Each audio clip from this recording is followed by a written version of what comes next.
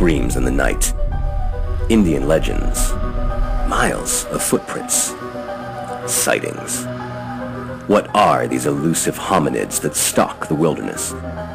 Join us for eyewitness accounts, questions and answers, Bigfoot encounters of the past, and ongoing encounters in the present.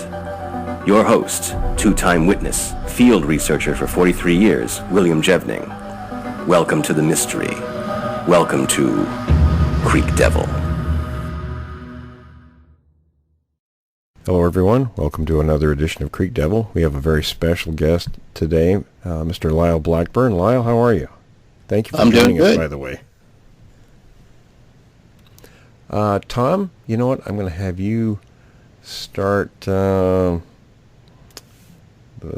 questions here. I'm having a little bit of a sore throat today, so I'm going to not be too involved, if that's okay, fellas.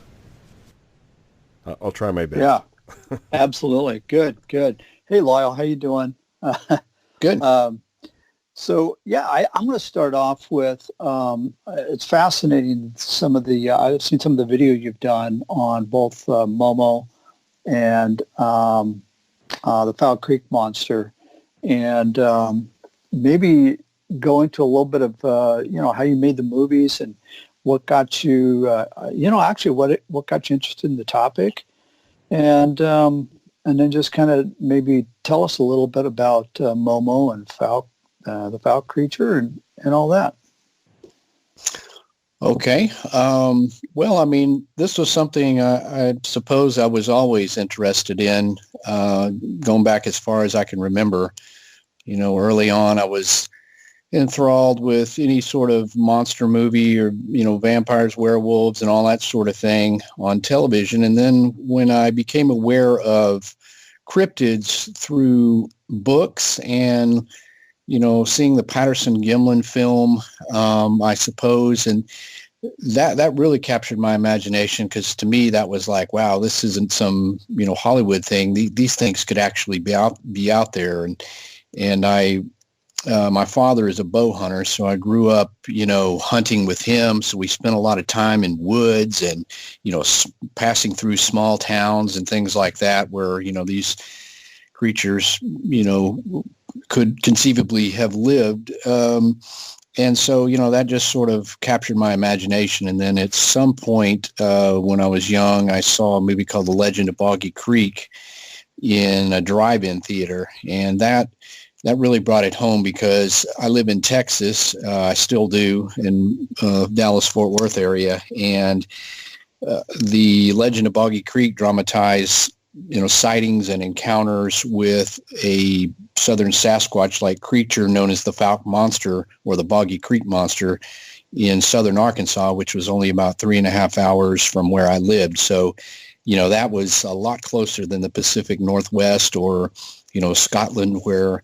Nessie lived, or any of the other cryptids I'd heard of at the time. So, that was one thing that was highly influential. So, ever since then, I've just sort of been, interested in reading on the topics and things. And then at some point, I've always been a professional writer and musician in my life. And, kind of fast forward, I was looking for a topic for a book, and I thought, well, The Legend of Boggy Creek, it would be cool because, it was allegedly based on a true story. This movie was made that made millions of dollars, and it was a big hit. And, what is the real story behind all that? And that's what started me into looking into, that topic, as well as just Bigfoot research in general as an adult. So, that kind of, my first book, The Beast of Boggy Creek, The True Story of the Fouke Monster, that came out in 2012. So I got to deal with Anomalous Books, and they published it, and it sold quite well, and was in fact their fastest selling book ever. And they've done quite a few of these, kind of paranormal related type books and things. So, that was, to me, promising. And then shortly thereafter, several television networks called, and they were doing shows on This was in the early times of like Monsters and Mysteries in America and the early days of Finding Bigfoot. And so I appeared on several of those shows on episodes related to the legend of Boggy Creek. And that kind of got me on camera. And then, to make a long story short, I continued to write more books and eventually hooked up with Seth Breedlove, who started up a film company called Small Town Monsters, and he's out of Ohio. And his third film, he did Boggy Creek Monster, which, at this point, he was made the most sense to include me, and I ended up narrating the film, and I was in it. And from there, we kind of continued that relationship. So I've narrated about, I think, 5 of their movies now. And in the latest film, Momo, the Missouri Monster, I appear on camera as sort of a host throughout the entire film. So it's, the most screen time.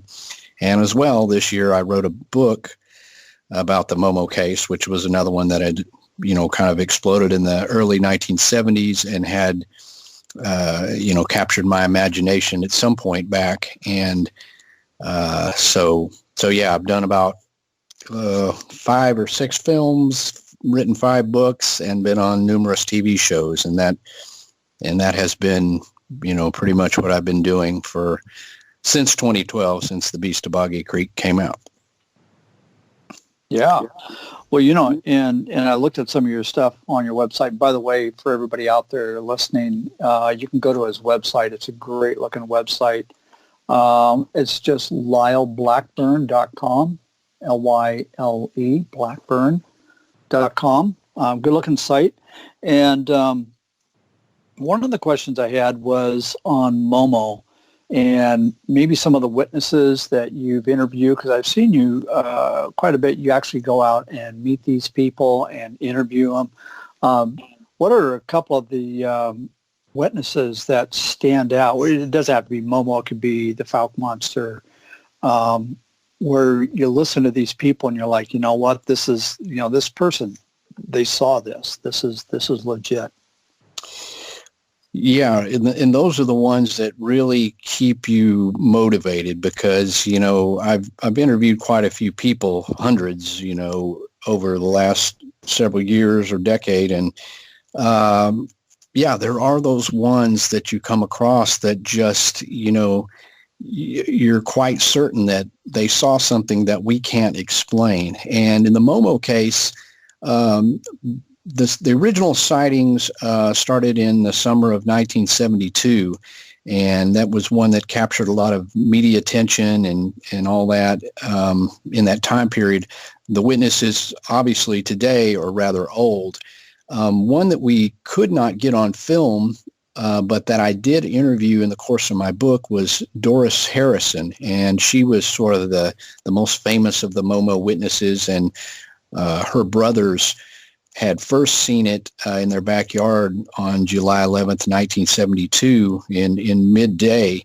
And this big, hairy, hulking thing came out of the woods. They lived in an area that backed up to this place called Marzoff Hill in this little Missouri town. And, they saw that thing and, ran towards a house. And Doris Harrison was older. She was 15 at the time. She looked out the window and also saw this.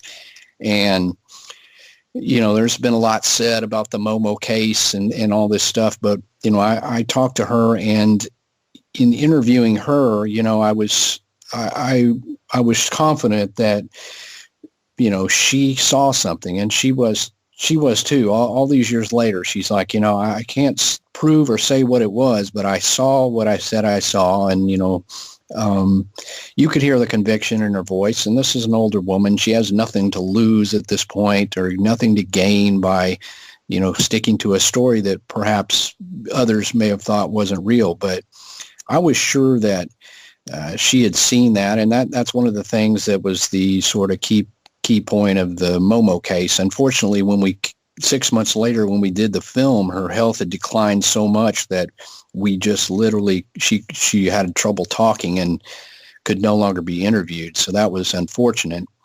although you can see her on a Monsters and Mysteries in America episode.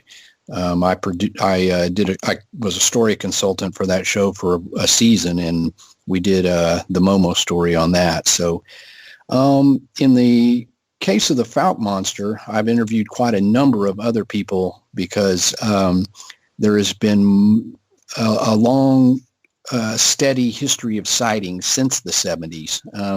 While it was kind of famous for all the 1970s stuff, and of course the movie The Legend Boggy Creek came out in 1972 and played for many years in the theaters and drive-ins and even on television, there's been sightings down there ever since, and I've spent the most time probably in that area, whether it's me interviewing people or just doing general research, or whether I'm actually in the woods or the swampy areas of Boggy Creek myself.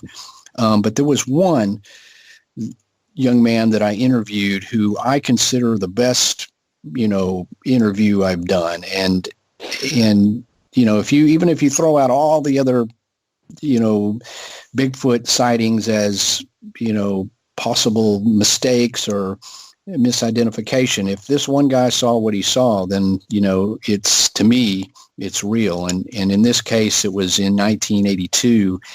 He was fishing late one evening on a pond on his property there, and their property has a wooded area very close to the Sulphur River and Boggy Creek. And he was aware of the Fouke monster, at the time. Everybody was, but he wasn't thinking about it. And he heard something coming through the woods and thought perhaps it was one of the neighbor's bulls that had gotten loose or something. But as he was sitting there quietly fishing, all of a sudden he looked up and he saw this tall, ape-like creature covered in hair, walking on two legs, come up over an embankment and walk right past him, about 60 feet away. And the thing didn't turn and didn't look at him, and presumably that was because he was sitting on the water fishing very quietly. And the way the pond is, unless you're just looking right at it, you wouldn't see somebody there. And he watched this thing walk up and walk down the other side of the embankment and disappear over there. And this is in a place where nobody would be walking. It's private property. You wouldn't pull a hoax there. I mean, you wouldn't expect anybody to even see you. If you were going to do something like that, you may run across a road, but you certainly wouldn't walk back in these woods in this area. And he saw it very close, and he said it was, it was not a costume. It was not anything obvious like that. And it was a physical being that he saw with his own two eyes. And I, to kind of boost his credibility, not only did I get to know this guy, I know his family now. I've interviewed his dad and his, been at his house, met his mother, met these people, the very upstanding folks. And he had never told his story to anyone prior to that, other than some family members and friends. But outside of that, he had never, gone on camera or anything like that. So there's one where I just can't explain what this guy saw. And it certainly fits the description of, what people describe as the Fouke monster, which is, essentially a Bigfoot-like creature in southern Arkansas. And that kind of stands as the best of the interviews to date. Well, it's interesting. You talk about these guys, their credibility, especially, this last guy, seeing it, by the pond where he's fishing. And this is what I try to emphasize so often is, look, why these people can tell the difference. You can tell the difference between, I don't care how good of a Hollywood creature you create with prosthetics, the fake muscles and all that. You get a creature that's made of flesh and blood, you can tell, right? I mean, you're just your gut instinct. You could just, everything about it exudes that it's real. And this really goes back to what I've said all along, and that is the only myth about Bigfoot, Momo, the Fouke monster, and these others, the only myth is that the creature is a myth. right? My question to you is, you've been doing this for a while. Are you familiar with any of the history that predates the 70s? Specifically, maybe stuff going back into the 19th and even 18th century of these creatures in this area. Do they have a long history of being in these areas? Yeah, they certainly do. And incidentally, the witness I'm referring to, his name is Terry Sutton, and you can see that in our Boggy Creek Monster film, and he's, of course, covered in my Beast of Boggy Creek book, but if listeners out there want to see Terry's story, and we go back to the pond, and we're standing there, and he goes through the whole thing. That's in the Boggy Creek Monster, which you can watch most of those films on Amazon Prime. But anyway, yes, certainly in the research of when I look at any of these cases, you want to sort of go back and see if there is a history of sightings in that general area to kind of, bolster either the credibility, or to say that, obviously there's not just one Fouke monster or one Bigfoot. If there's a population of these down there, then certainly they would have been seen in the past. And in the case of the Fouke creature, just in that general area, and Fouke is a very small town, I could find sightings that went back to 1908 right there. And a lot of those I got by going there and talking to people and things like that. These hadn't been publicized necessarily, scattered about the internet or books or anything like that prior to me doing that. And then going further back than that, you can look at newspapers from the 1800s, which describe sightings of what they called at the time wild men, or something like that in the newspapers. And they would describe, these hairy men, wild men, feral humans, or whatever terminology they were calling it. But when you look at the descriptions, essentially we would look at that and say, well, that sounds like a Bigfoot. It's bigger than a man. It stands upright, yet covered in hair, and leaves large footprints.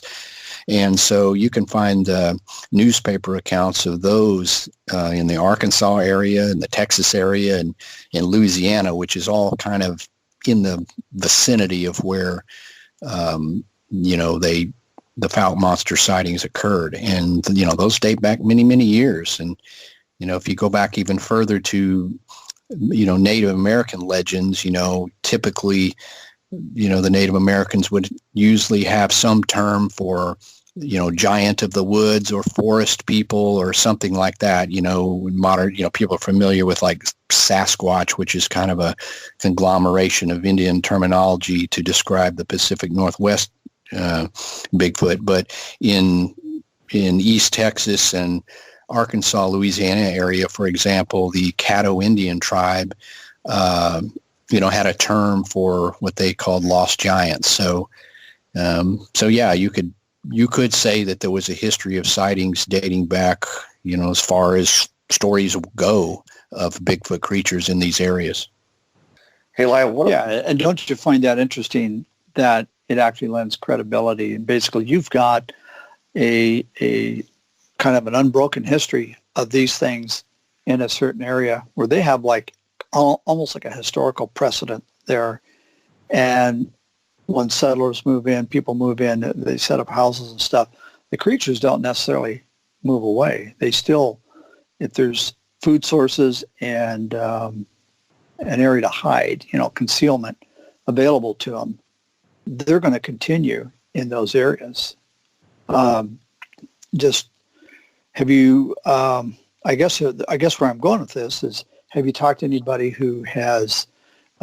Some of the Indian tribes around there that maybe have some lore and history that in their own tribal elders and their tribal knowledge of these creatures.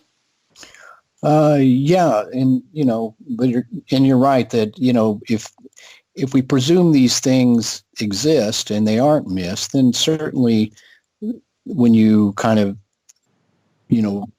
look back and you find that there had been a history of sightings, it makes much more sense than what most of your general people would think is all of a sudden they pop up out of nowhere and there's a bunch of sightings. Well, what the casual person doesn't realize is there has been a history of sightings. It's just not necessarily something that was in every newspaper or even documented.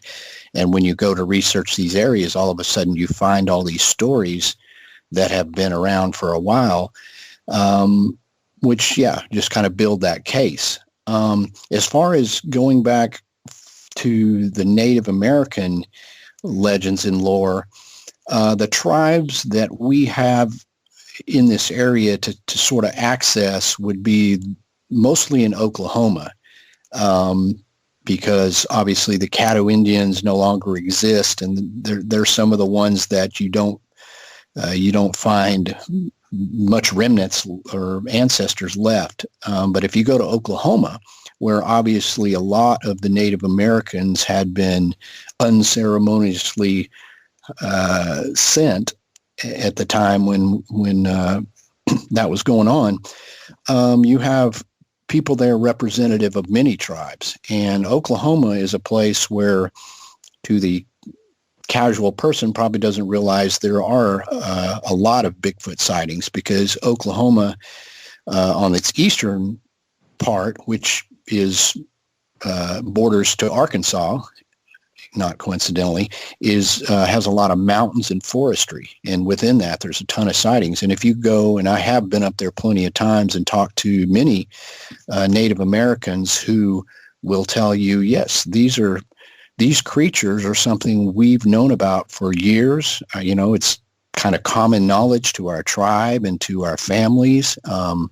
And we have kind of a different approach. They just sort of respect them and leave them alone. They're not trying to prove it or disprove it. It's just something that it just exists. And so, that's interesting as well. And certainly getting the perspective from, people whose families have lived on this land longer than, modern settlers, also kind of supports the fact that these creatures perhaps have lived here all along.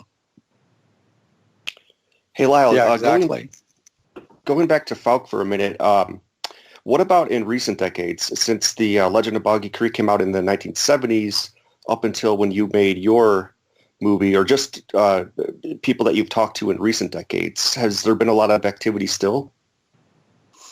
Yeah. I mean, there's I get a number of sightings each year, and within that, I would say probably half dozen of really good ones, perhaps, that I think are credible. And I could probably get more if I was just in that area, because a lot of them just kind of circulate without, they're not making news or anything. The only way they really get publicized is if I research those and write about them. And so the latest one was in December. And then there was one prior to that in November that I looked into. And then in the preceding years, just, quite a few.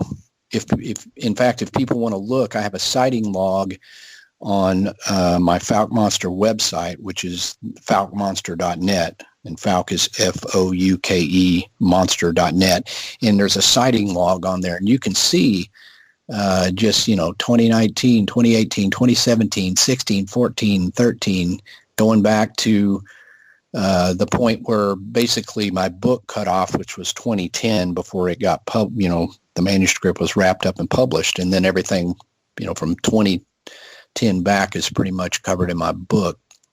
But you'll see that there's just been a ton of sightings since. And those are just the ones that I felt were the best and worthy to write up. I've definitely got others.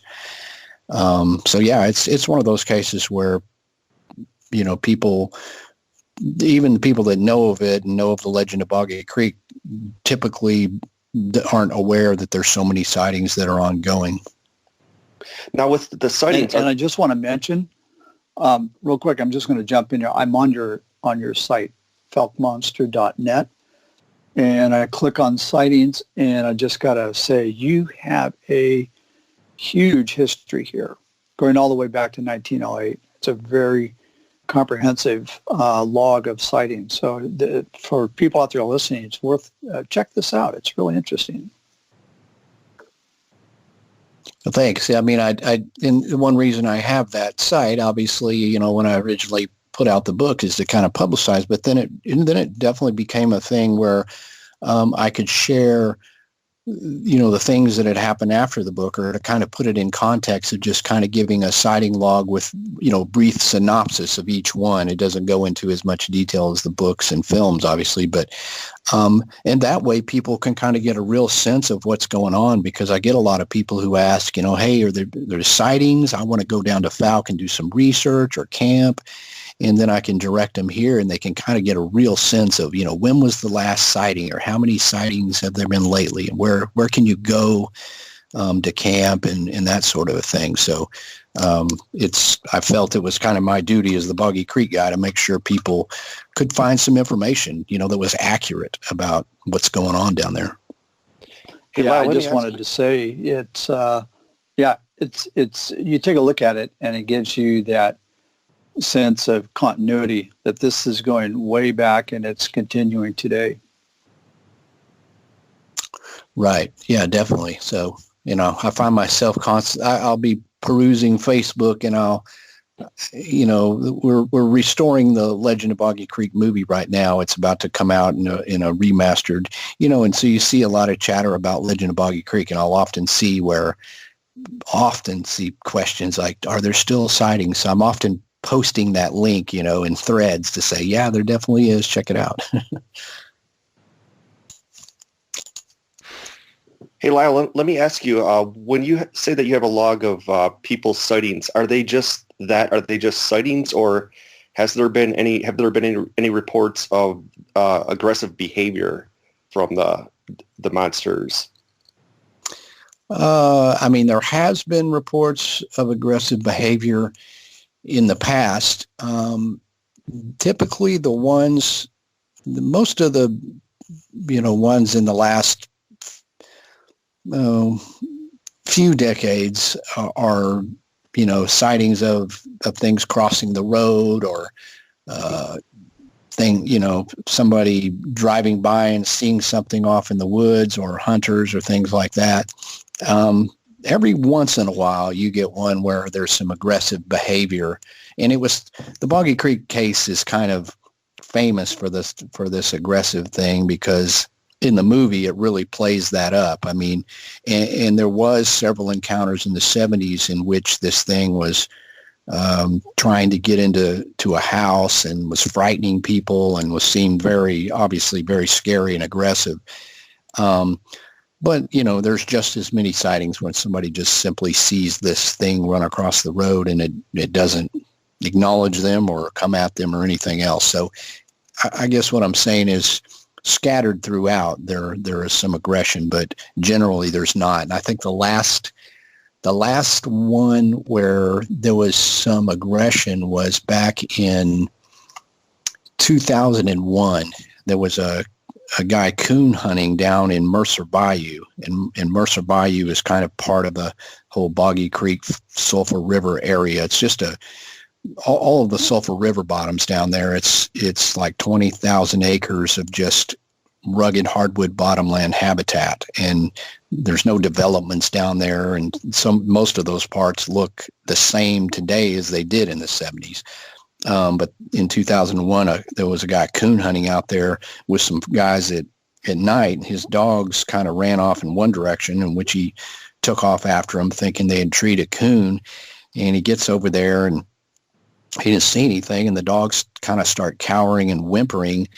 And he looks up, and he sees this huge, hulking, hairy, ape-like creature standing there in the swamp water. And of course, he's trying to rationalize, what is this thing and what do I do? And the thing looked at him for a few moments, and the dogs, weren't going to be of any help. And this thing reached down and splashed water towards him, and kind of did I don't know if it would be called a bluff charge or an aggressive sort of a move. in which, obviously frightened this hunter, and the thing took off, and the hunter took off, and this guy sold his gun, sold his dog, and said he's never going in Mercer Bayou again. In fact, he wouldn't even take researchers down there to show them the exact spot because it had scared him so bad. And you can imagine that if you're in the swamp is spooky enough down there at night, but if you saw something like this, I can see how it would traumatize you. And the fact that it kind of was aggressive towards him, he just, that was it for him. And coon hunters, to me, I mean, that takes a brave individual in the first place. So that's about the most recent of any of the aggressive behavior. Just the fact that this thing acknowledged his existence, and then, like I said, it responded the way it did. I can imagine, that'd be very traumatic, very terrifying. Now, you had mentioned you're involved with the that 4K remake of Legend of Boggy Creek. Yes, yeah, I've been. Pamela Pierce, which is the daughter of Charles B. Pierce, the original director of that. Right. She, I'd written the book and kind of raised, interest in the Legend of Boggy Creek. And when we became friends some years after that. And then once she basically was able to get a hold of the rights to the movie herself and to start pursuing the project of restoring it, then, she and I have been working together on that for several years now, and it's imminent in its release. In fact, we've been screening it all around the country in specialized theaters. We're showing this new version. We've shown it in Louisiana, Texas, New York. It's shown in quite a few places so far, and we're still adding theaters. Yeah, we actually talked to her a few weeks ago. Well, probably about a month or so ago. She was on our show, actually. Oh, okay. Yeah. So you're fully up on that then. Yeah. Now, for our viewers or for our audience out there, do you have maybe a rough ETA when this is going to get released and people can get a copy of it for themselves? I think it is, and don't quote me on this, but the manufacturing of the Blu-ray was to be shipped to Pamela around last week or this week. So, I mean, it's just about in her hands, and you can, for quite a while, we've been taking pre-orders, and you could go to legendofboggycreek.com, and that's where you could put in an order for this. And so I think they're shipping anytime now, basically. And of course, all the pre-orders would be filled first, and then all the new orders from there. Now, as far as any sort of distribution, if people want to buy it in stores and things, I mean, honestly, there's not very many stores where you can buy things, like that, say Walmart or Target, but, they carry such a limited amount of stuff. So the movie, is available for mail order, and then eventually it will go to the streaming services, Amazon and other places where, people watch in a streaming format. But I can't say how long that'll take. I'm not really sure. But if people want to get a hold of the fresh Blu-ray of the 4K restoration, just go to legendofboggycreek.com and you can put in your order right there.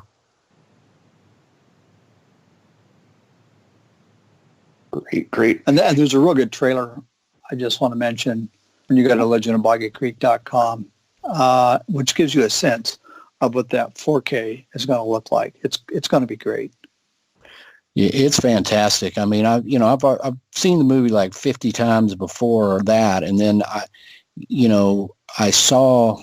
The first time I saw the full thing was when we did the premiere in Texarkana, and Texarkana is close to Fouke. That's where it originally premiered back in 1972.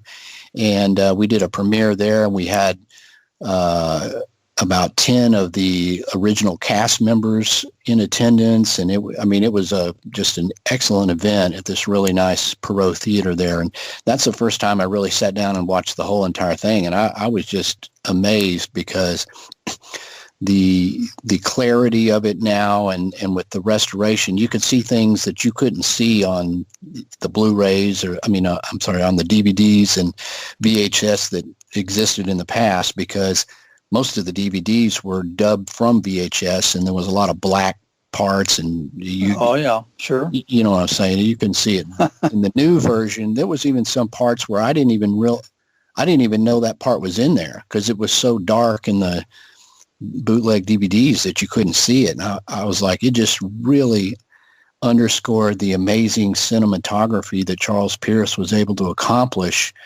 back at that time on his own, and just reinforced why that movie is, was so effective at the time. And man, it's so great. It was more than just a drama movie. It was more, I think it was kind of pioneering the whole docudrama genre. It's an excellent movie. Yeah, absolutely. I mean, I think in a way, if you look at all these television shows that came after that kind of did, reenactments, like Finding Bigfoot or Monsters and Mysteries, and even back to In Search of and things, they were doing these reenactments. Well, that's basically what Charles Pierce was doing in The Legend of Boggy Creek, and that's what made it kind of spooky, because, these sounded like real people and it showed the people and they're telling you what happened, and it was much more effective than, just a fictionalized version. It was like a documentary meets a horror movie. Now, you also, I'd like to talk a little bit about, you've mentioned you've got an upcoming book that you're getting ready to publish. Could you tell us a little bit about it and when it's going to be available? Yeah, sure. So this will be my 6th book, and with the exception of one, the previous books have kind of focused on creatures, Boggy Creek creature, Southern Bigfoot, Lizard Man. The new book centers more on certain geographical places that have a history of strange occurrences. And this could include not just Bigfoot or cryptids, monsters, if you will, but other strange paranormal things, people reporting ghosts or spook lights and other things, so that I can look at a geographic area and sort of, explore everything that's going on there to put it all into context. Because over the years, in doing research, if I was, in one particular place, I'm in some, swampy area, it would never fail that people would mention other weird things that went on. So I thought that was always interesting, but they weren't relevant to what I was doing, because, if I'm researching the Boggy Creek monster, that's the things I'm going to include. So this book, and it, again, like my other books, most of them center around southern areas. That's closer to me and where I go. And again, like the other books, I don't just tell stories. I go to the places. I'm there. I bring the reader with me along. So this book encompasses a lot of strange stuff, and it's of course very heavy on Bigfoot and cryptids, because that's something I've got a lot of witness encounters over the years. So I think people are going to enjoy this because it's like my books to the next level in some ways, where we really and I go back and look at some areas I've looked at in the past, and not just look at terms of cryptids, but what other weird stuff is going on there, which kind of ups the strange factor of all of it. Now, will this book be available on like Kindle as well, or just physical books? It'll be Kindle. Yeah, I guess I forgot to say when it would be out. I'm wrapping that up now, and the release date's, it hasn't been totally set, but probably early summer. Yeah, they're available in paperback and electronic formats in Kindle. Some of my books have been in hardback as well, but that was with Anomalous, that publisher. Those are in hardback, but they're always available in paperback and electronic. Okay. Now, where can they get your physical book? Do they go to your website, or will there be other distribution channels for it?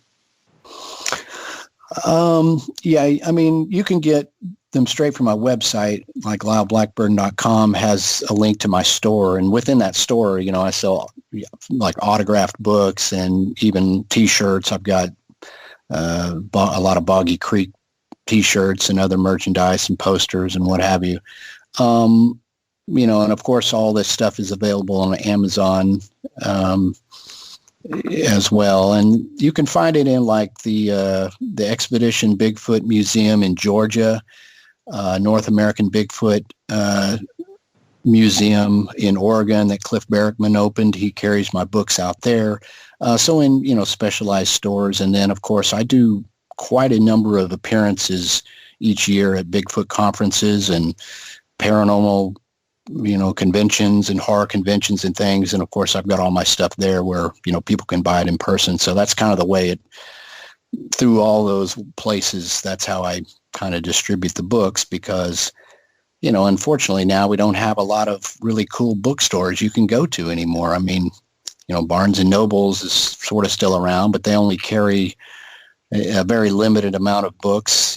Stephen King owns one aisle and Dean Koontz owns one, and whomever, there's just not a lot of books, and they certainly don't carry all of Lyle Blackburn's books there. And but I wish, it was back in the old days. There was a lot of, I used to, buy all these weird books, John Keel books and other things in small bookstores, but those don't exist anymore. So, I guess in the end, go to my website or Amazon.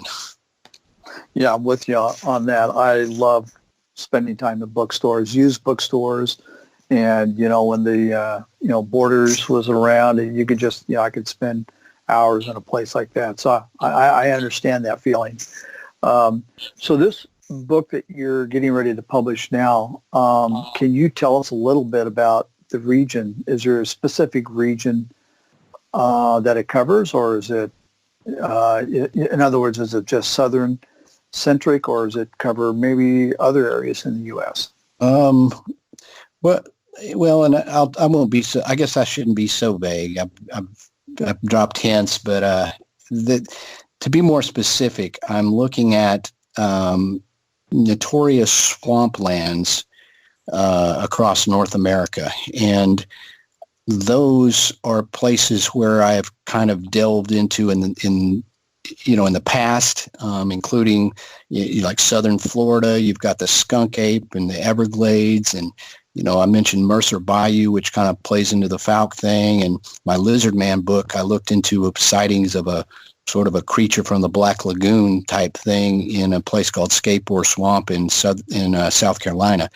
So I started seeing a theme of these, swampy places that would have histories of weird stuff, certainly sightings of creatures. And if you look at a lot of Bigfoot sightings in the South, you'll notice they're associated with waterways and, creeks, but also swamps. And those are places that are typically remote, rugged. They're not highly developed. You don't have a lot of people going into those places. And I started seeing the possibility that those are the places where, if cryptids exist in modern times, that's where they would retreat, where they could find some sense of remote seclusion. And so my book then, kind of covers these networks of swampy places, geographical places, places that have become famous for their monsters, such as the Honey Island Swamp Monster. That's one I've been asked about all the time. Am I going to write a book on that? And there's just not quite enough to make a full-length book of the size I write out of that. But this was a way where I can include it into a theme, and I could thoroughly go through and analyze the Honey Island Swamp Monster case within this sort of theme of geography. So as far as north and south, there are some swampy areas in the north that I cover, from Massachusetts to Virginia, which is debatably north or south, but Michigan, and a great number of them are in the south. I mean, just simply have a lot of the river swamps and places like that down here in the south, in the marsh areas, and like I said, the Everglades. So those play heavily in. So it's a lot of south, but I do branch out into places I've never been before, like Hockomock Swamp in Massachusetts. Lyle. You think about it. Oh, go ahead, Brian. Oh, well, I was going to say, Lyle, I'm actually, I live in Florida, and I know that you're aware that there are lots of stories about swamp apes down here. Do you have any specific stories that are maybe in this book about the Florida Swamp Ape? Boy, there's a lot. Let me think. Yeah, I mean, I covered when I did my book Beyond Boggy Creek in Search of the Southern Sasquatch, I did a chapter, and the premise of that book was that the Boggy Creek case was very famous, but there's a history of this stuff everywhere in the South, and I kind of covered everything. And I have a whole chapter on the skunk ape. Within that, I covered, the whole state, sort of. But in terms of the new book, I kind of narrowed in on those that were the most swampy, and that one included the Everglades and also a place called Tate's Hell Swamp. Which Tate's Hell Swamp just sounds like a place that's got to have some spooky stuff. It does. Where in the state is that? Where is it? That's up on the Panhandle part. Like Pensacola area, maybe? Yeah, kind of, I want to say east of Pensacola. And yeah, there was some sightings up there, and people driving through those forestry roads, saw, essentially Bigfoot-like creatures, skunk apes, run across the road, and some of these are, have been documented elsewhere, and some of them were witnesses that I had interviewed. I had a couple of women that saw something up there in broad daylight run across the road, and they were quite convincing, and there was two of them. And then of course, if you go down to the Everglades, that's a huge yeah. It's not technically a swamp. It's a slow moving river which forms like marshes and other things. And I get real technical about trying to give people a little bit of sense on what is a swamp, what is a marsh, what is a bog and a fen and all these other things, which is interesting to kind of learn in context of these geographic areas. But I kind of give a crash course history of sightings of Bigfoot creatures right in the Everglades and also in the big Cypress Preserve, which is part of that. And that's one that area has a good history of sightings. There was some documented back in the 70s where an archaeology group was up there, and several of those guys saw what they at first thought was maybe a Native American or a feral human. They didn't know how to describe it because at the time they just barely heard of a skunk ape. They weren't thinking in terms of like we would now. If we saw a big hairy thing down there, we go skunk ape. They were trying to figure out just what this was, which is interesting, because they're not making it up like, hey, let's make up a Bigfoot sighting. Well, they didn't even know what a Bigfoot was, so that Cypress Preserve has a lot of sightings, and then the Everglades has just, I just try to include the best of the best because there's just such a long history. But it was cool to be able to just to kind of focus in on a smaller area. That way I could cover it more thoroughly. Right. Just to mention Wakula Springs, which is, I think it's east of Pensacola, is where they filmed the movie, the Creature from the Black Lagoon, where the Gill Man was. So, I was looking at that the other day, and it looked, if anybody wants to, it looked like a real interesting place to go visit. Yeah, that would be cool. I'd like to go down there. I once went to Marineland where they filmed Revenge of the Creature, the one where they had brought him into that resort, or like a scientific study place. But right. I'm all about the Creature from the Black Lagoon movie, so I need to go up to the where the original one was filmed. When I was I'm from Texas, so when I was a kid, I had never seen a swamp.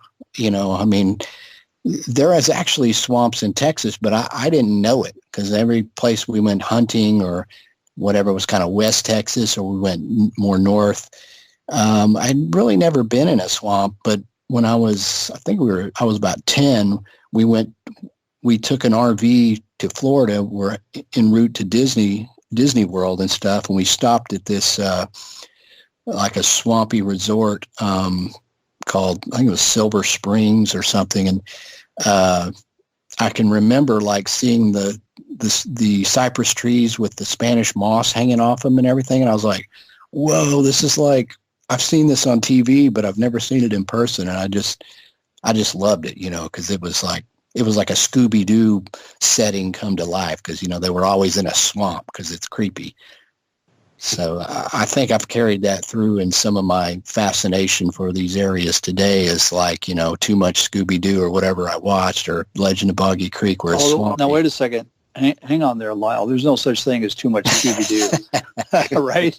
Well, very true. Very true. Yeah. What's the title of your new book that you're publishing? It is called Sinister Swamps. Perfect title. That's an excellent title. And that's coming out, you said it's going to be coming out shortly, right? Yeah, probably early summer. Okay. Well, we got to get a copy of that. That sounds like an awesome book. Well, I think we're just about to the end of our time, and I'm going to ask Brian and Will, either one of you guys, any questions? Yeah, actually, I do. Just in terms of the Fouke monster and the Momo, what are some of the? I mean, are the descriptions the same with those creatures, or are there any like subtle differences between those?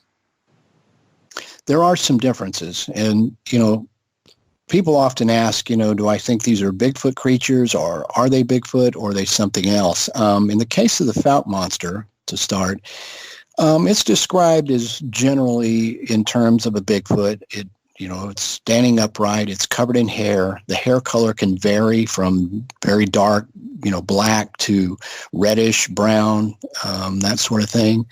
I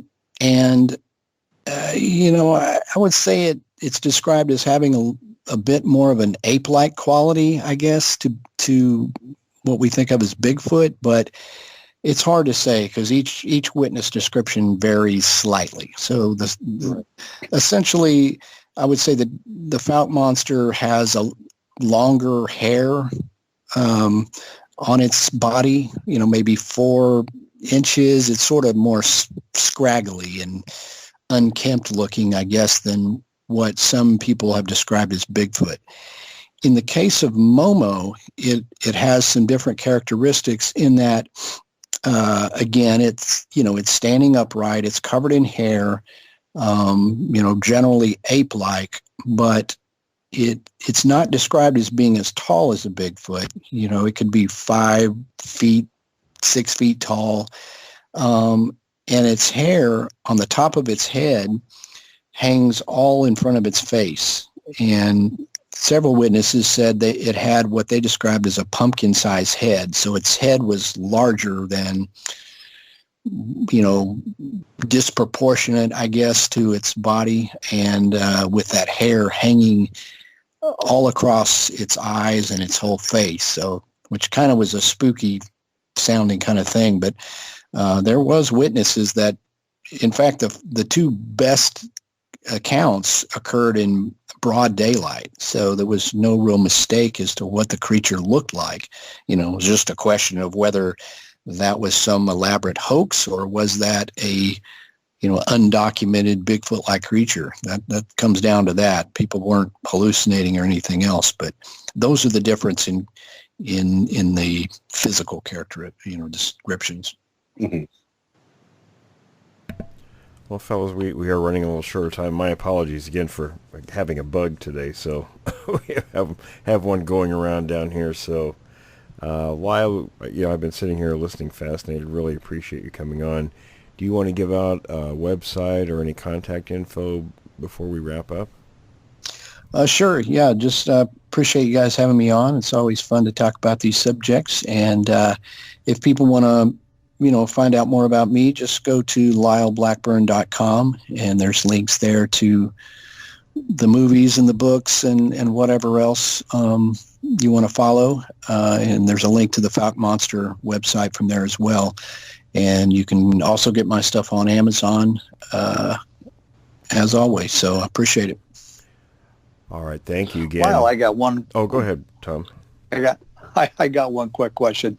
You've got some great-looking artwork on your webpage, and we used a very similar piece of artwork when we did our interview with Pamela Pierce. Is there a piece of artwork on your page that we could use and we could post for this episode on Creek Devil? Sure. I mean, I assume like my, you talking about the art that's on my lyleblackburn.com or? Yeah, exactly. Yeah, just grab whatever. There's book covers and things of, whatever you want to, whatever works best for you, just grab some. We will find something and we will make it, look good. And again, really appreciate today's discussion. And Tom, you'll put links to his website and everything on our website, correct? Absolutely. Absolutely. Yeah. Yeah. No problem. Appreciate you. All right, fellas, listen, thank you again, Lyle, and everyone. Stay tuned for the next segment.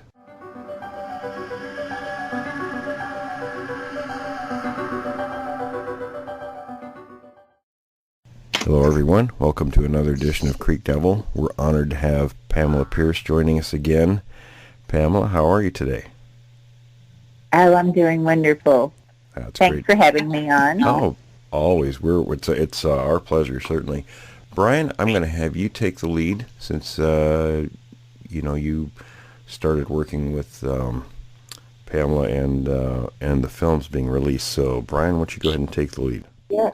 Yes. So Pamela, when is the 4K DVD and / streaming edition going to come out? Occurring. So we have the Blu-ray DVD that is shipping now. It's together in a package. And then the 4K Amazon, Google Play, iTunes, Voodoo will all be up soon. They were uploaded by the to the aggregator in November. So they're working their way through the channel now. So it should be soon. I had some glitches. Had I talked to you guys when I had the glitch? Yeah. Yeah. So that slowed things down a little bit because we had to go back and fix that and, and then upload everything again. Hey, Pam, can you fill us in real quick just for people that didn't hear the first episode, and they should go back and listen to it. Just real brief, what was the glitch that you guys ran into? It was kind of interesting. Yeah, so at 1:19 in the film, which happens to be where Bobby Ford's attack starts, there was a 22-frame glitch. And because it's, it's a very high, it's a big file in 4K like that. So when the Eastman Museum is rendering it onto the internet, and that's a scene that has a lot of edits and it goes by very fast. And so anyway, there occurred a glitch, and they had told me that they could go forward using the lesser file that they had used, the lesser resolution file that they had used for the DVD that most people wouldn't know. But I had spent really tens of thousands of dollars to make sure that we had the highest resolution possible. So, and I didn't know how many frames it was, but I figured that is a place in the film where people will stop the movie and, look. It's the place where you first get a good look at the creature. And so, it was important that even though we were under a deadline and everybody wanted it for Christmas, we had to stop, trace it back to the Eastman Museum. They fixed it. We sent back the files. They reintroduced the closed captioning, all of that. And so, anyway, I just picked them up a week ago on Friday in New Jersey. I drove 15 hours to get them and back so that I could start shipping them out. And they've arrived in the first customer's hands, and the reviews are really great.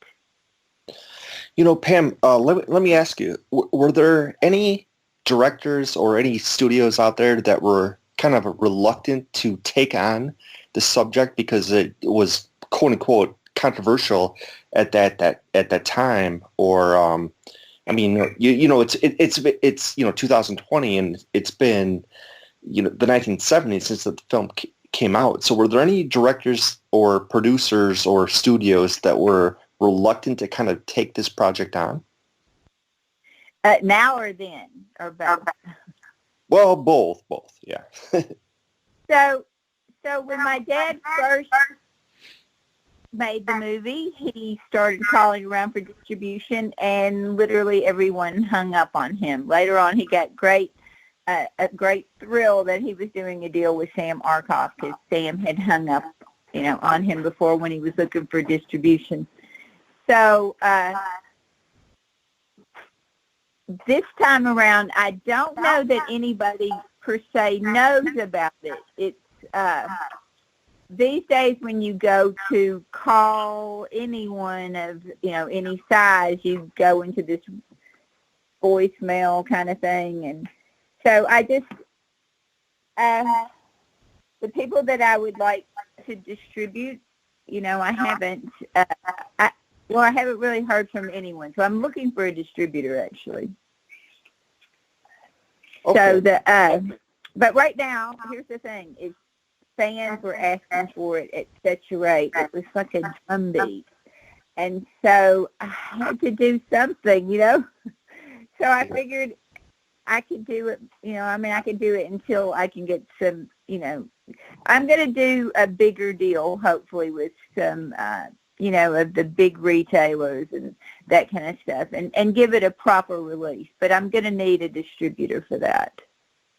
Yeah, because we talked to Lyle last week. I'm not sure if the show's on now or it will be on later.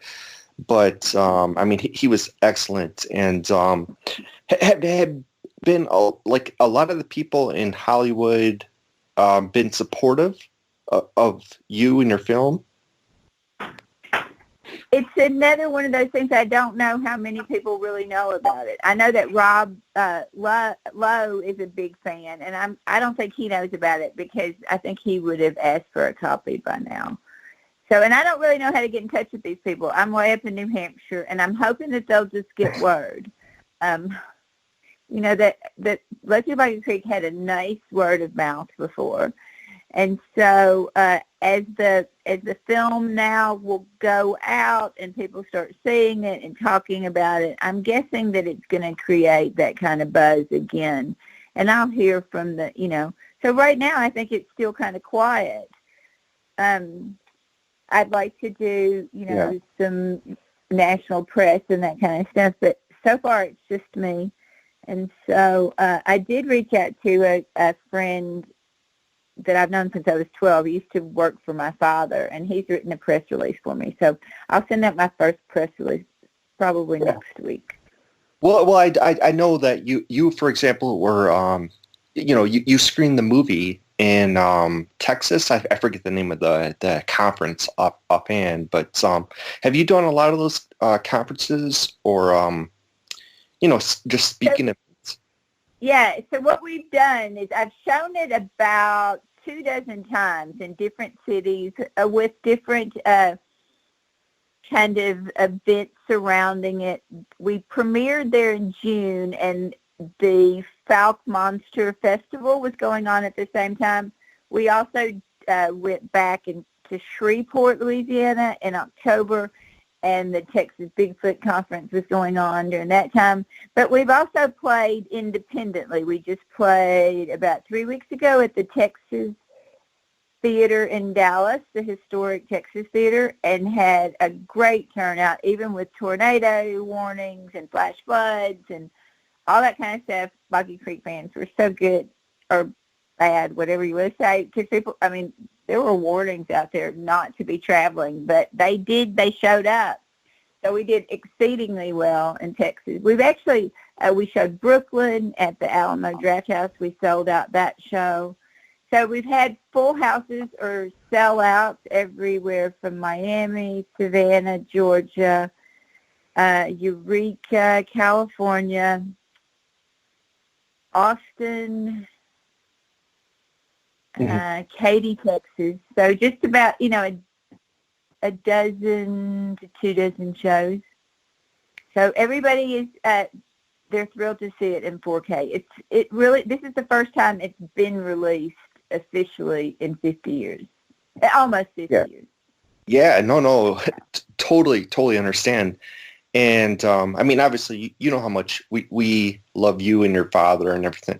And, but were there reports of that monster before your father started, like, tracking that and doing it? Were there reports in that area that you know of? Yes. For going back quite a ways, I think even from the 1800s, perhaps.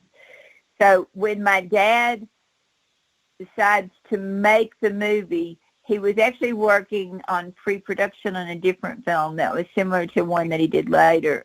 He was working on a film called Bright River. And so he and Earl Smith, the writer, were in Los Angeles, and they were driving down Sunset Boulevard, and they see some teenagers wearing Fouke Monster T-shirts. And so my dad said, pull over, they jump out of the car, and he talks to them. When he comes back, he says, I had just read this in one of the Hollywood Reporter Variety from that time frame. He says to Earl, we're making the wrong movie, let's go home. So they come back. The working title was Trekking the Fouke Monster, and so that's how it came to be. So, yeah, it was the reputation. It had made national news. The story about the sightings and the Ford attack, all of those had brought reporters nationally to Fouke. And so when my dad does the film, he's literally just pretty much filming, as now we know, a docudrama, but based on newspaper reports, published newspaper reports, or actual eyewitness accounts. Hey, Pam, did you mention just now something about a Florida attack or Florida attacks? No, not that my dad had to do with. We played in Florida. We played in Miami. Oh, okay. But, gotcha. Yeah. So, no, he concentrated just right there on the legend as it pertained to our area where we lived. And, after he saw that, I mean, it was making the news and newspaper the year before, I believe. So I remember being in the second grade and coming into school and having all the kids talking about that Bobby Ford had been attacked. So later on, when I hear my father telling my mother he's going to make this movie about this creature that's been, that they're seeing in Fouke, I was thinking to myself, oh, that's what I was hearing about at school, you know? Yeah. You know, Pam, let me ask you, because everybody knows about the the Fouke monster and everything, but was there any evidence that there were more than one of those creatures, or do you think that all of the reports were about the same one? You know, I'm not exactly sure. I mean, my opinion may be a little bit shrouded by what I know now. I think that there's, more than one. And, of course, my dad does Boggy Creek, too, that has a baby. So I don't know if he got reports of other ones. In the film, they don't really talk about that. They just talk about as they don't narrow it down. Yeah, because actually one of my questions was, could there be a sequel to this movie? If there are other reports in that area, could there not only be, obviously your great 4K movie, but also could there be other accounts? Yes, absolutely. I mean, when you think about it, The Legend of Boggy Creek spawned an entire genre of film. And so because the copyright was held by Mr. Ledwell, they would go around it in plays on words. Even my father did Boggy Creek 2, The Legend Continues. But he had to do it in a separate format, which have been these others, anyway, so now, but you couldn't really ever explore what happened to Herb Jones, what happened to, like my character, Bessie Smith's children. Like, we're running. Does he run after us? Those are things that, what happened later. So, yes, absolutely. I think that there's other avenues to explore with the actual Legend of Boggy Creek. Of course, I did. I forgot to mention, of course, there were sequels, but I was just wondering if there's going to be another edition of the first one. Yeah. Yeah. So those sequels, though, were all unauthorized. One of them was done by Joy Houck, and I think his son J.N. did it, and Joy was the distributor, and so Mr. Ledwell, I guess, didn't care. I mean, he let him do it. And then my dad did Boggy Creek 2. And so those were, but they were all unauthorized, and they weren't direct, they weren't directly related. Yeah, yeah. So I have to be super careful, though, because Boggy Creek fans are very, very particular. Yeah. Hey, also, here's another question. Do you think that the creature was male or female? Oh, I think there's both. I think it's probably, my hunch or guess would be that it's a primate that was previous, or that is considered extinct now. Mm-hmm. There's an animal that that they said that is gone. National Geographic, I just saw something on it recently, and they were saying that it was, that it was this giant primate, and it fits, when you look at the description, it fits Bigfoot or Sasquatch. Hey, Pam. And you hear reports of these all over the world. This is not just something that occurs in this little town in Arkansas. This is, the Himalayas and Yeti and Australia and Washington State, and they're everywhere. They are. They're all over the place. Hey, Pam. Sure. And I think you've worked with Lyle Blackburn, or he's worked with you, and can you talk about that for a little bit? Sure, yes. Lyle's kind of become like my brother, my little brother. He held the flame for a long time while it was kind of in that Never land. He was very supportive and, in fact, encouraging. I wouldn't have done this if it were not for Lyle. Lyle would prompt me just at exactly the right time. He sold me the painting back. It had gotten out of my family. So he sold me that painting back, the Ralph McQuarrie poster art. It's actually an oil on canvas painting. So that was very, that spurred me on a lot. And then at one point in time, I had already talked to Mr. Ledwell, and he had given me permission, and I was looking for a good print. And Lyle sent me a message right before Christmas in 2017, I think, saying that a rare print had come up, a 35 millimeter had come up on eBay, and that it was 2 private bidders, and that it had gotten pretty high. It was almost $2,000. And he was concerned because there had been rumors that it was public domain, that he said, I know that it's not, that that it's better if we lock it down instead of letting that, somebody were going to try to do that. So anyway, I set out to win it. I did win. That's how I posted it on Facebook. It was right before Christmas. I felt like it was this wonderful Christmas gift. And when I did, a fan who's now become a friend wrote to me and said, do you have someone to restore it, which I did not.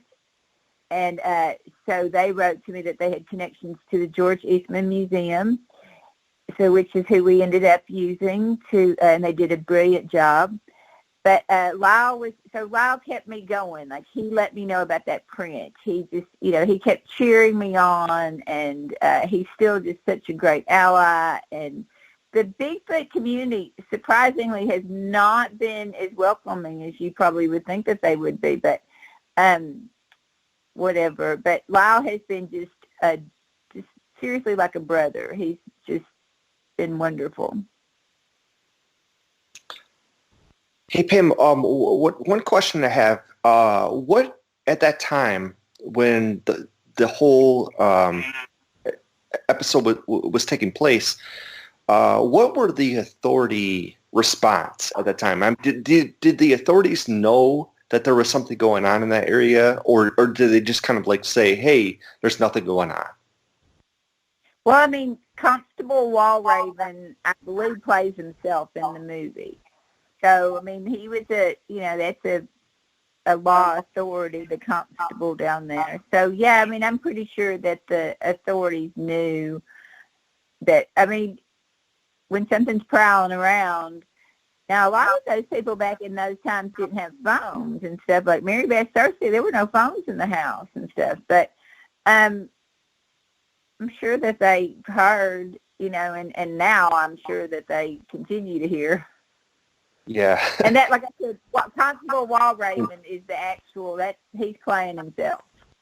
Yeah, and absolutely. I know that Will can also speak on this, that he knows people that definitely know that these things exist. It's just that sometimes, you don't always want to make that public and so forth. So well, I know that a lot of places won't, the stance will be of the Fish and Game that there are no mountain lions in certain areas when people see them with their own eyes, so, what are you going to do? Yeah, it's funny because a couple episodes ago, Tom and I, we talked about the Tsavo lions, I don't know how you pronounce it, but the Tsavo lions. Yeah, Tsavo lions. Yeah. And for a long time, people just did not believe that story. But then when you go back and you look at the evidence, it's like, no, those things definitely existed, and there were actually 2 of them. And they're now in the Chicago museum. But so it's just kind of interesting, for lack of a better word, interesting.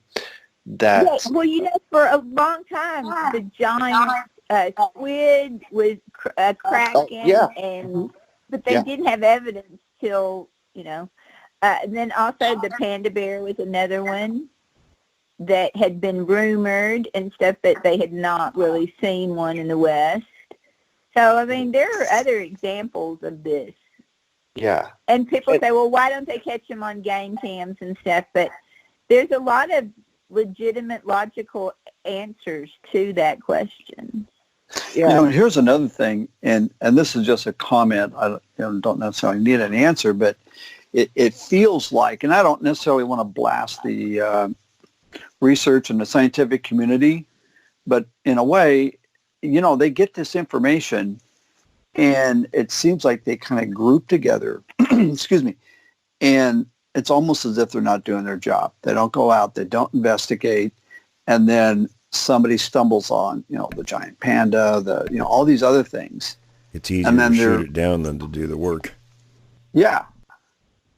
And Tom, just to kind of follow up on that real quickly, we've talked about this before, but the Billy ape, talking about, like, you know, Sasquatch and primates, the Billy ape wasn't even discovered until like 1904, I think it was. So it's like these things get discovered all the time, and there's just not a lot of evidence. Right. Yeah.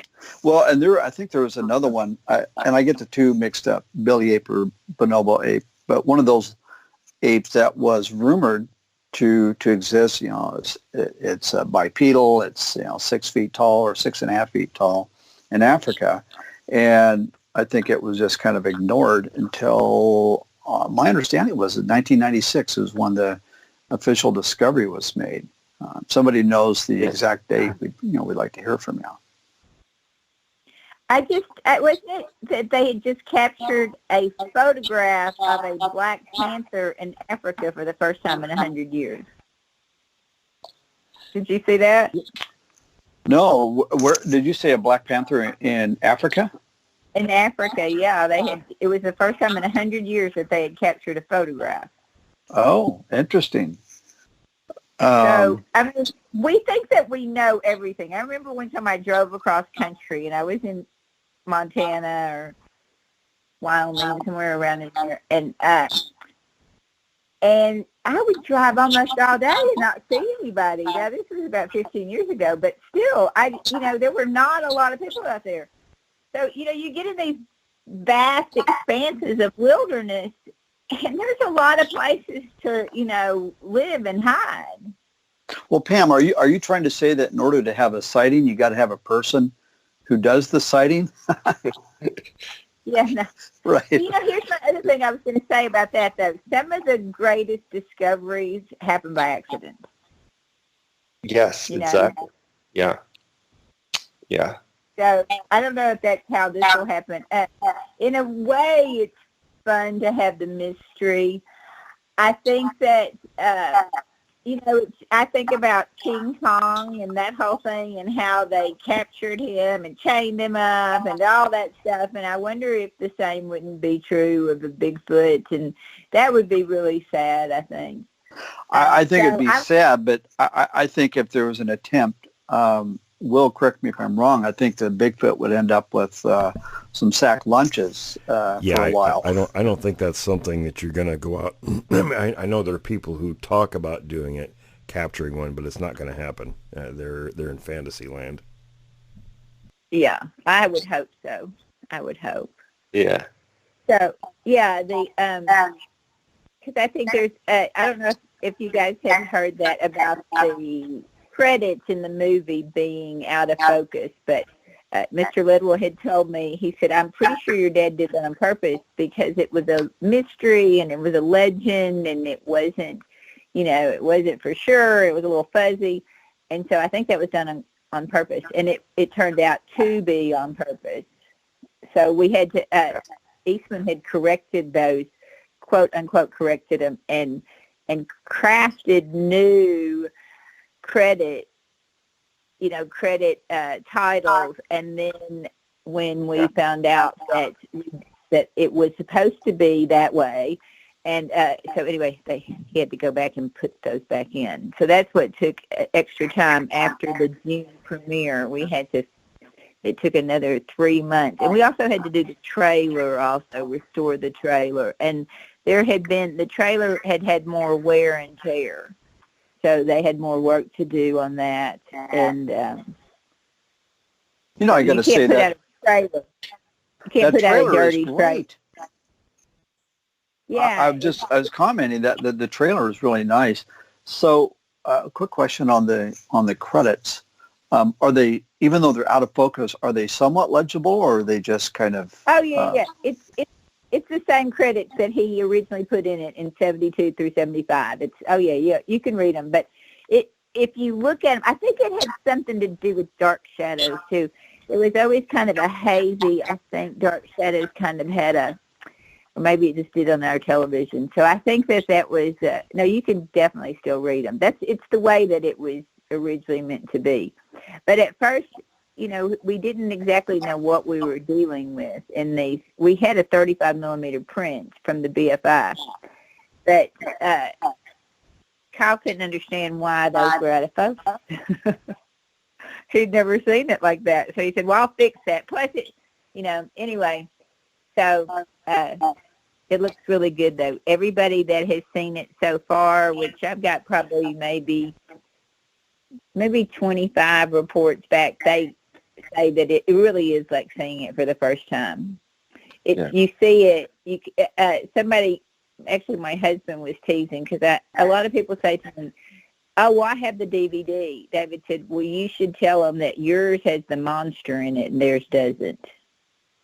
Because you can see the creature again. He's back. He really is back. He's in every scene, every encounter, he's there lurking on the shadows. But when the film disintegrated in quality, you lost that. You couldn't see him anymore. Or her, whatever it may be. That's interesting. So that's another reason to get the new remastered version. Pam, did I understand that you said that it is now available if somebody goes online? And I just want to do a real quick shout out. I know that it's you can purchase it at legendofboggycreek.com. Is that right? And would it ship right away? Yes, sir. I had 1,500 reserved, so I'm about at 900, and I should be caught up this week. But yes, they're shipping now. I've been shipping for a week. Okay. So, and I want to say this. And the Monster Mart in Fouke also has copies. If you're there locally, you can go by the Monster Mart, and they can fix you up. Oh, that's fantastic. And there's another thing that is on your website. This is a personal favorite of mine, the legendofboggycreek.com. You've got a shop, and you've got gear, hats, T-shirts, hoodies, even the poster, the original poster. Is all of that stuff available if I go on there, or somebody goes on and places an order? Is that okay? That's good to hear. Yes, we have wonderful. Like right now, I'm wearing this sweatshirt. I did a real high quality sweatshirt because I figured a lot of Bigfoot hunters are out in the woods. They hunt, they fish, all that kind of stuff. And our family hikes a lot. So I did a nice warm sweatshirt, and then there's T-shirts and, like you said, posters. So those are shipping now also. A lot of people, I'm working on some fan packages. So hopefully I can do that maybe by midweek. I'll put some, I'll package some stuff together. So that's, so you can kind of get more bang for your buck. I'm still wearing the only hat. Like I said, I hope to get a distributor too soon, and they can help me, with these. But when we went back to Texarkana to the Perot for our premiere, we broke their merchandise sales record. I can believe it. Lots of T-shirts. Yeah, lots of T-shirts. And, who better in the world to come up with the image of Bigfoot than Ralph McQuarrie? Absolutely. So again, I'm just going to say it again. It's legendofboggycreek.com. And then you just click on there. There's a little film reel that runs by. You just click on shop, and that's where the gear is.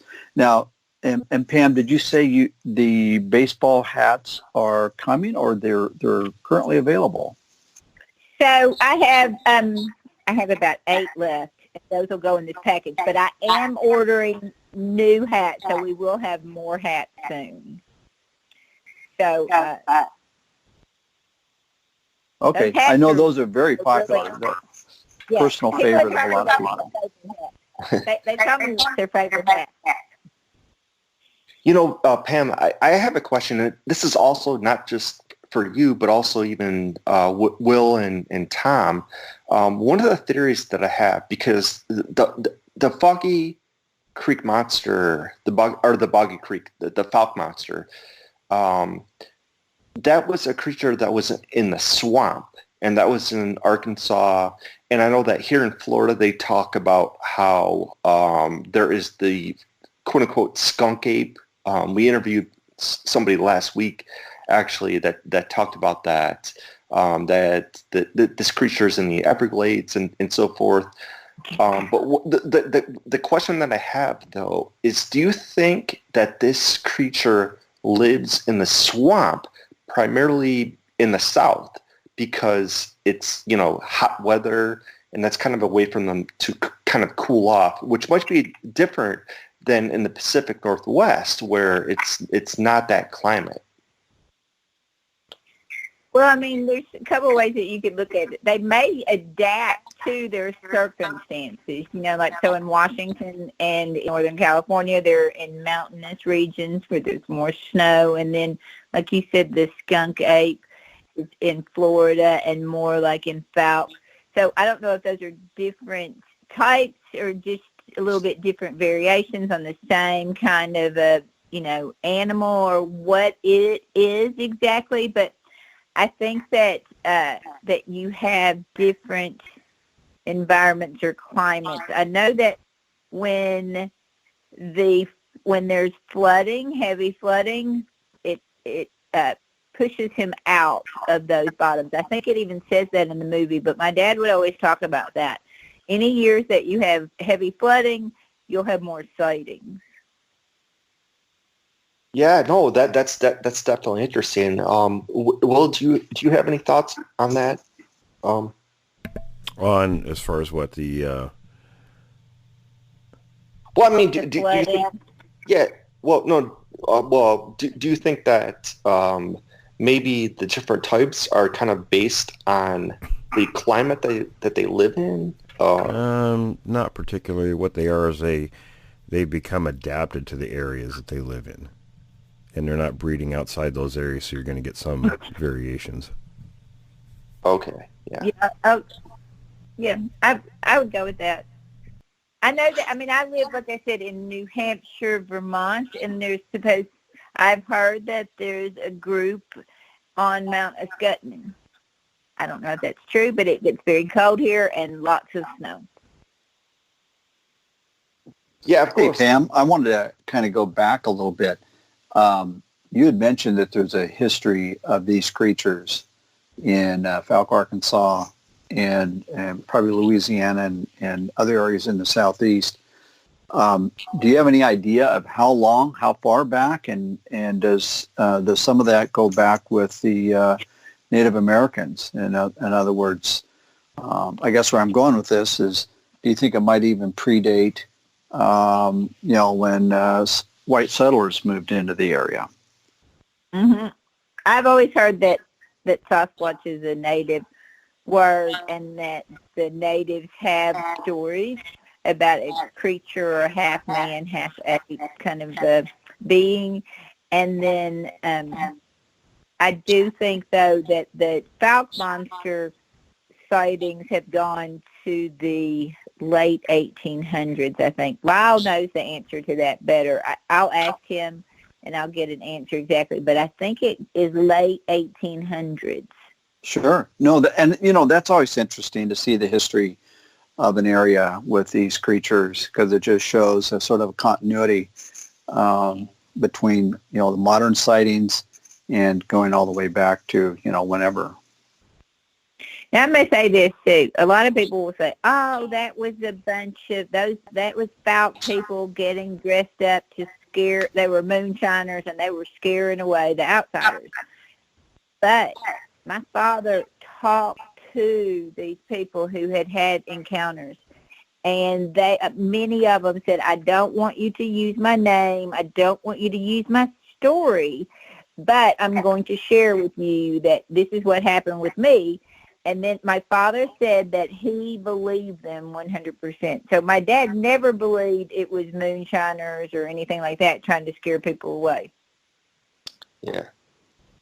Hey, Pam, do you think that these creatures, these quote-unquote monsters, actually, are they confrontational to humans, or do they only become confrontational when they're provoked? Perhaps because they're territorial.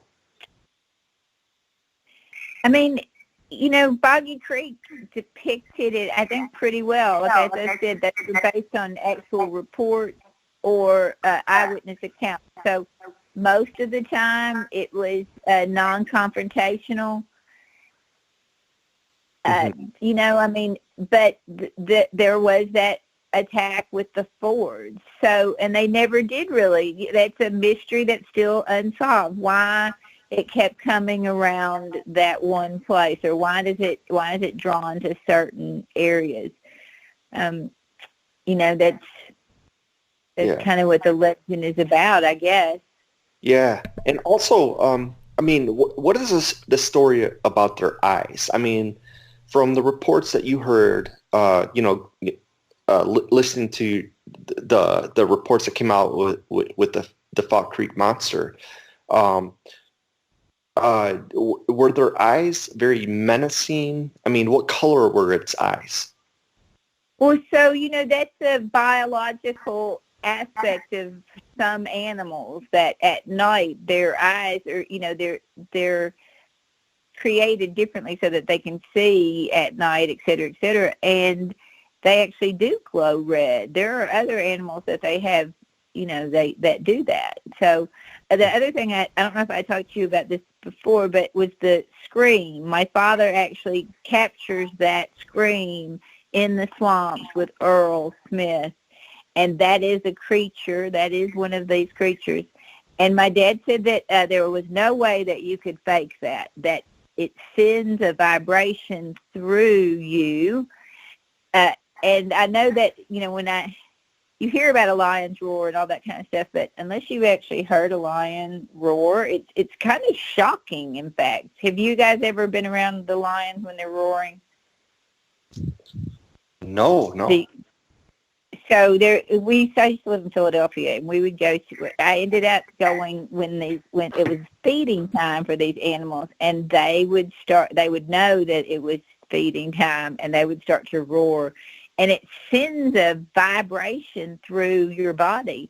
And I was actually watching this new travel channel, Expedition Bigfoot, and they were actually talking about that exact same thing. So it's a certain kind of animal that can do that, and it sends out a low frequency vibration or whatever, that literally it's not just the sound that you're hearing with your ears, you could actually feel it.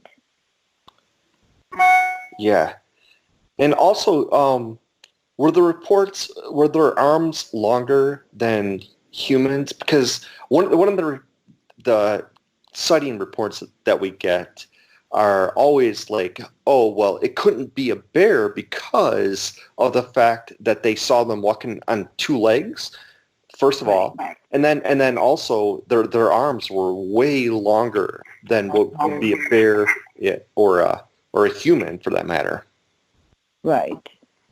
That's what I've heard too. Yeah. They also smell really bad, I know. Yeah. There's a real stench.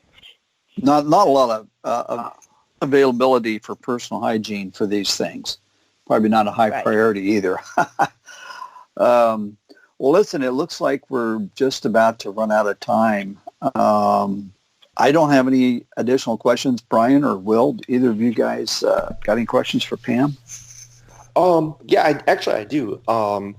I think that last time you mentioned that there were 3-toed tracks in that area, or maybe not. I'm not sure. But did you mention that before, or? Well, so yes, they have tracks. The Monster Mart is a great place to see some of these casts that they've got, that they picked up, and then people will bring them or whatever. So the Monster Mart, they keep a lot of these casts there. Okay. Also, okay. Actually, one other question I have. For the Fouke monster, what color was it? And I have a theory about this, but like just in general, like the reports, what color was it? I think they're dark. They're dark colored, but I think that there's reports of reddish brown also. Right, exactly. Because one theory that I have, and again, I have no scientific background to back me up on this, but I suspect that they're probably like humans in the sense that they probably might start out with like brown hair, but as they get older, their color kind of fades. Right. Okay. Right. Yeah. Right. Yeah. That's my dad in the movie. If you remember where they're asking, well, is it an orangutan? Because it's around reddish brown color, and they're talking about the three toes and the Sasquatch being an Indian name, all that stuff. So when they're talking there, those are the real reporters. But that is my father and Earl Smith and another person that are the voices there. Mm-hmm.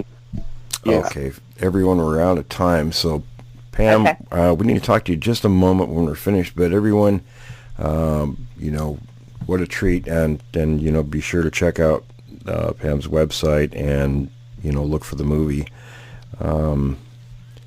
Fellas, great job. Hang on just a moment when we're wrapping up. Everyone, stay tuned for the next segment.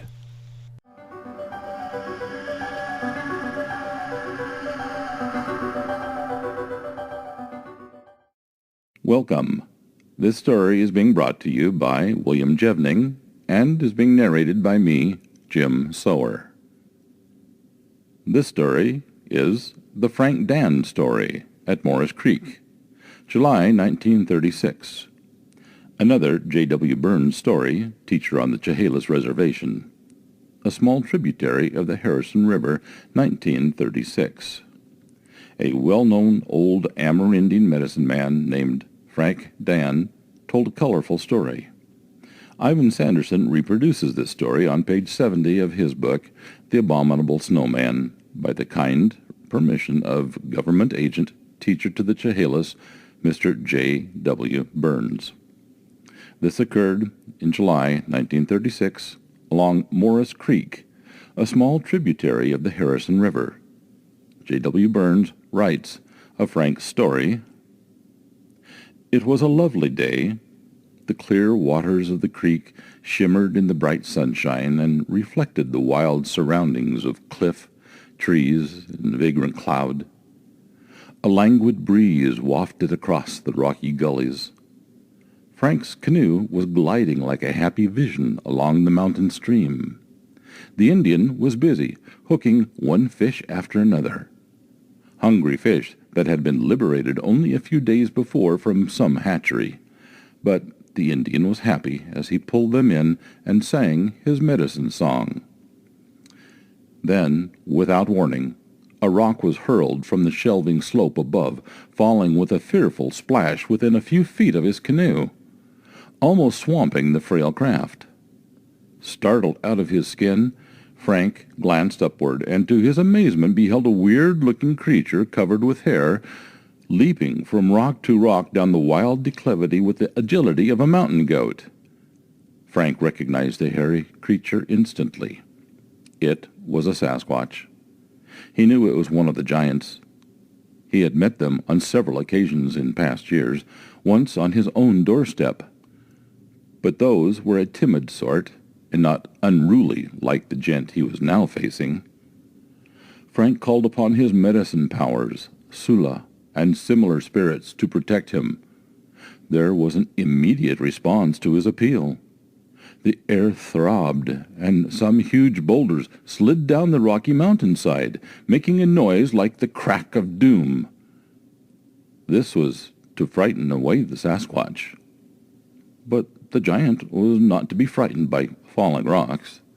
Instead, he hurried down the declivity carrying a great stone, probably weighing a ton or more, under his great hairy arm, which Frank guessed, just a rough guess, was at least 2 yards in length. Reaching a point of vantage, a jutting ledge that hung far out over the water, he hurled it with all his might, this time missing the canoe by a narrow margin, filling it with water and drenching the poor frightened occupant with a cloud of spray. Some idea of the size of the boulder may be gained from the fact that its huge bulk blocked the channel. Later, Jack Penny dredged it out on the authority of the Department of Hinterland Navigation. It may now be seen on the 10th floor of the Vancouver Public Museum in the Department of Curious Rocks. When you're in Vancouver, drop into the museum and the curator will gladly show it to you. The giant now posed upon the other ledge in an attitude of wild majesty, as if he were monarch of these foreboding haunts, shaking a colossal fist at the great medicine man who sat awestruck and shuddering in the canoe, which he was trying to bail out with his shoe. The Indian saw the Sasquatch was in a towering rage, a passion that caused the great man to exude a repugnant odor that was carried down to the canoe by a wisp of wind. Ooh, the smell made Frank dizzy, and his eyes began to smart and pop. Frank never smelt anything in his whole medicine career like it. It was more repelling than the stench of moccasin oil gone rotten. Indeed, it was so nasty that the fish quitted the pools and nooks and headed in schools for the Harrison River. The Indian, believing the giant was about to dive into the water and attack him, cast off his fishing lines and paddled away as fast as he was able. Sanderson included this story not so much for anything it might add to the general picture of the Sasquatches in the area. There is ample evidence of that in any case, but to exemplify the type of tale told by the Amerindian that caused the white man to doubt his veracity. Frank Dan was an old and respected medicine man living by the precepts and beliefs of his ancestors. Thus, his interpretation of events had to be in accord with his position in the community. It is a straightforward account, namely, that while fishing, a Sasquatch appeared, hurled some rocks at the old man, and stank like hell. The induced landslide and the weight of the second rock hurled, or perhaps merely dislodged into the river, as well as the giant's implied curse, are pure embellishments. Even the mass exodus of the trout might well be perfectly true and due to a cascade of boulders rather than to a stink in the air that they could of course not smell in the water. Besides, Frank Dan's medicine came off second best, and he manifestly fled. He couldn't explain this fact away, so he just did the best he could so not to show up in too poor of a light. In fact, Mr. Burns records that Frank Dan gave up being a medicine man from then on, saying that his powers had been finally defeated. That would seem to be the act of an honest man. That's the end of the story. Thank you for listening. Thanks for listening to this episode of Creek Devil. If you or anyone you know has had an encounter with these creatures, please contact us at williamjevning@yahoo.com. That's William, Jevning, @yahoo.com. All communication is confidential. Join us for another program next week. And until then, keep your eyes open out there.